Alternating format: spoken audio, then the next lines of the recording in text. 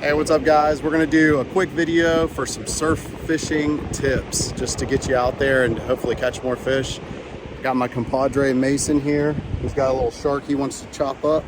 So he came over to see me. We're gonna do that in a second. But first, we're gonna show you some quick tips to catch more fish while surf fishing. So first tip is just basic beach reading. So it's a really flat morning this morning, so it makes it kind of easy. But what you're looking for is kind of a void in between the wave sets. So like you've got waves breaking right here, but not many over here. So most likely that's where I'm going to be casting.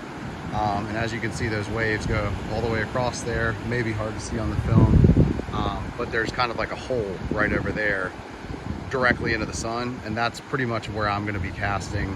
But it also depends on how far you're going to go out. You want to find a cut where there's not as many waves and then cast into that cut, or just outside of that cut, kind of at the end of it. That's where your big game fish and stuff you want to catch are going to be sitting. So in terms of your setup for catching more fish in the surf, just use like your basic double drop shot. Some people call it your high-low rig. It's just very basic. I tend to use the nylon coated steel version just in case you get a good sized shark on there, so they probably won't break through. And then for my line, I've got 40-pound braid. I've got the drone attachment up there, but it's just 40-pound braid. Obviously I have a really tall rod here and a really nice reel, but it's totally not required. You just want something that's stiff, that's not too fast action, meaning it'll, you know, really flex at the top, because you won't be able to cast it out once there's weight on here. And I'll give you a few other tips in terms of casting here in a minute. We got T-Dog here coming down with the drone.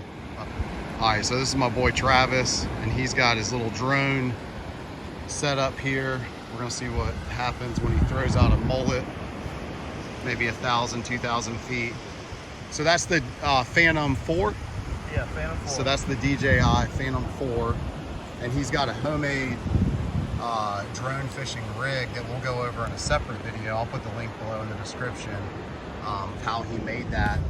There's no need to go spend hundreds of dollars making or buying one when you can just make your own. And that was out of the plastic gimbal holder that came with it, right? Command hook. And a command hook. Command hook and wire tie. Okay.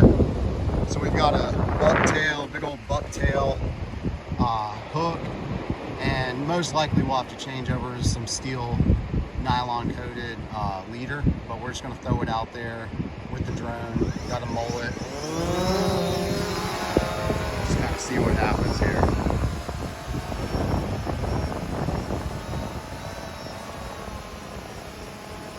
So we're sending it out. What time is it? About 8:15? 8:30 in the morning? Basic. Got your watch. You have two sets of pliers but no watch, bro. I know. You got to get a fishing watch, man.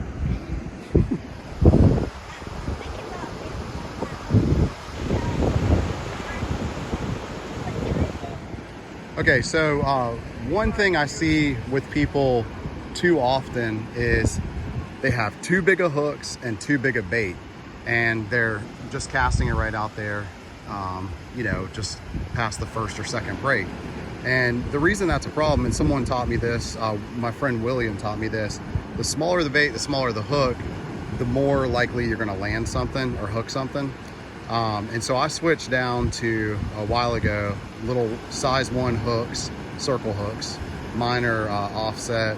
You know, certain states that can be illegal depending on what you're fishing for, but most places it's just fine. If nothing else, just get a regular circle hook.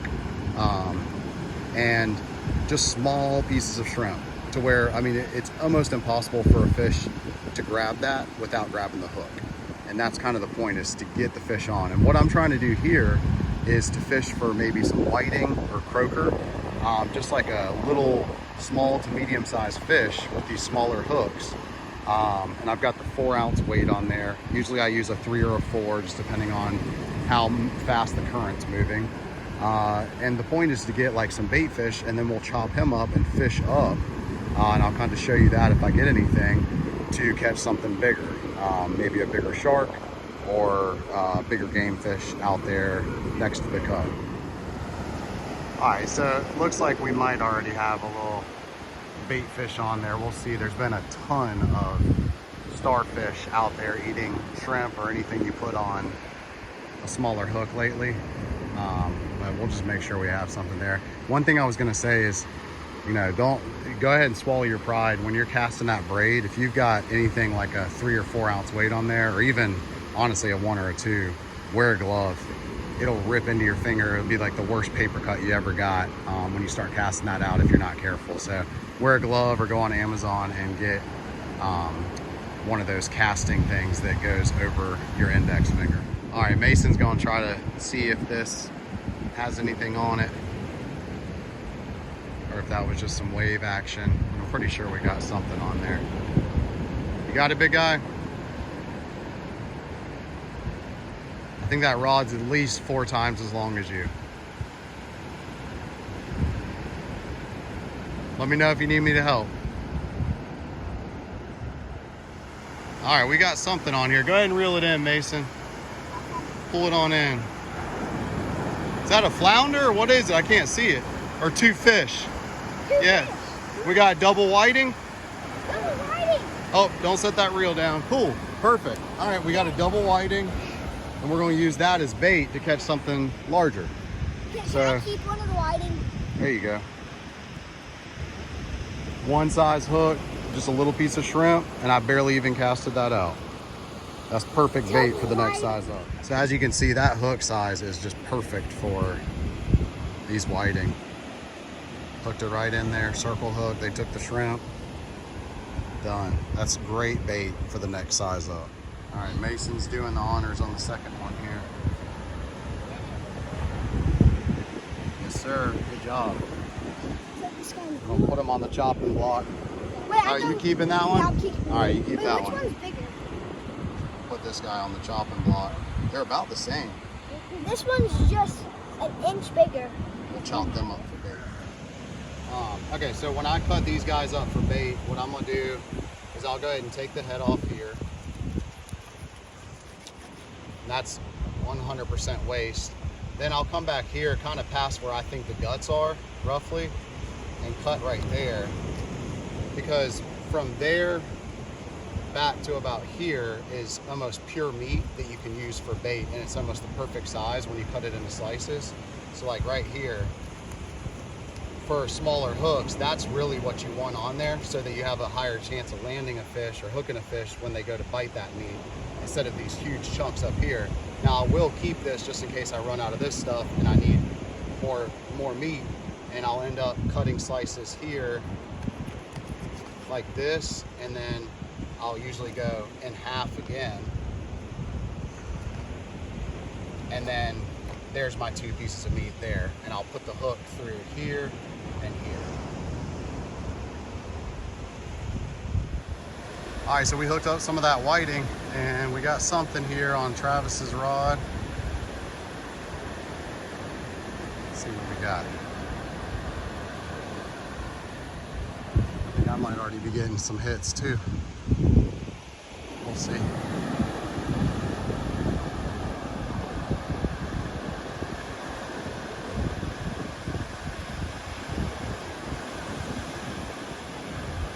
Yesterday I felt like I had a couple really good hits, and I was like, dude, this is some serious resistance, and I reeled it in. It was just starfish sticking their arms out.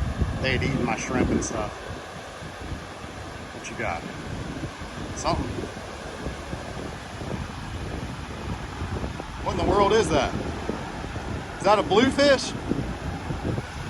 Might be a blue. Oh, dude, you caught a blue and it got eaten by a shark. What is Look at that, dude. Yes, that's amazing. Jeez. You caught the blue and it just got ripped by a shark. I just keep that on there, right? Absolutely, we're gonna hook him better though.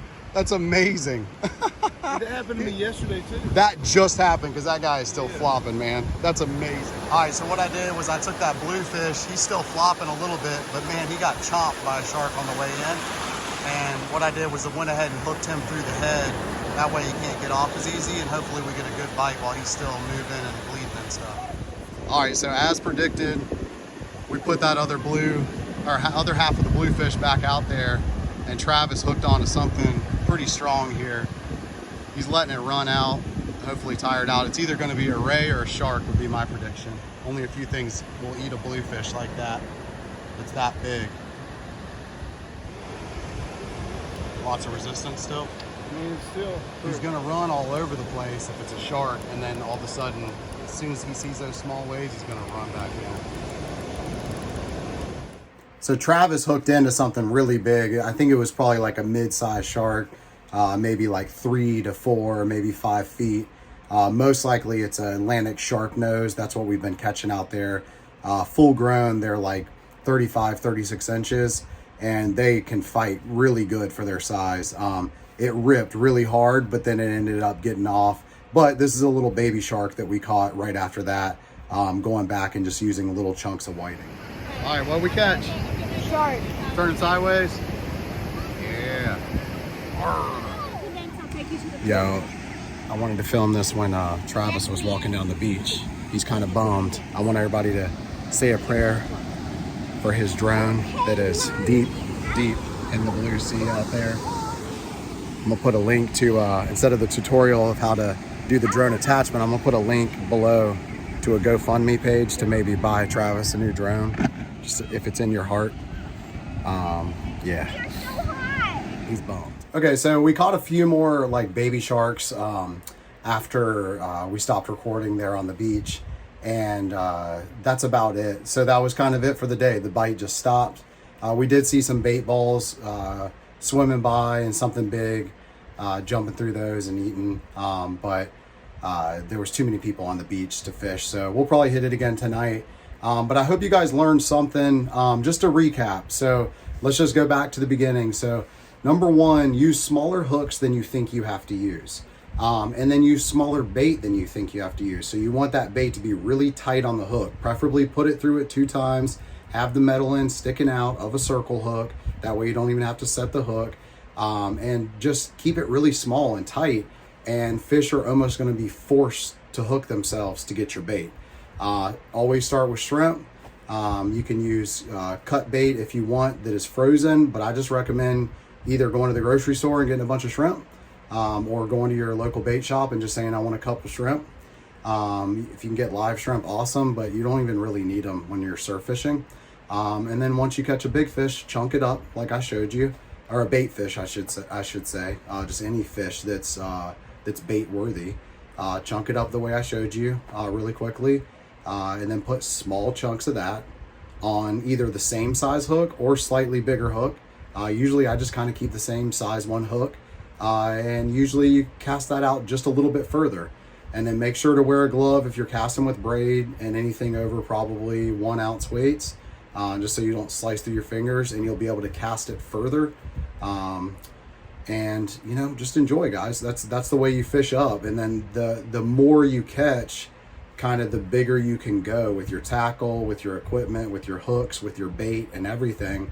And eventually you'll be doing stuff like drone fishing, where you're putting a full live mullet or whiting or something out there 1,000 feet and hopefully catching a big old tarpon or something. So tight lines, guys. Good luck, and I hope this helped. Make sure to ask any questions you have in the comments below, and subscribe if you like our content. Thanks.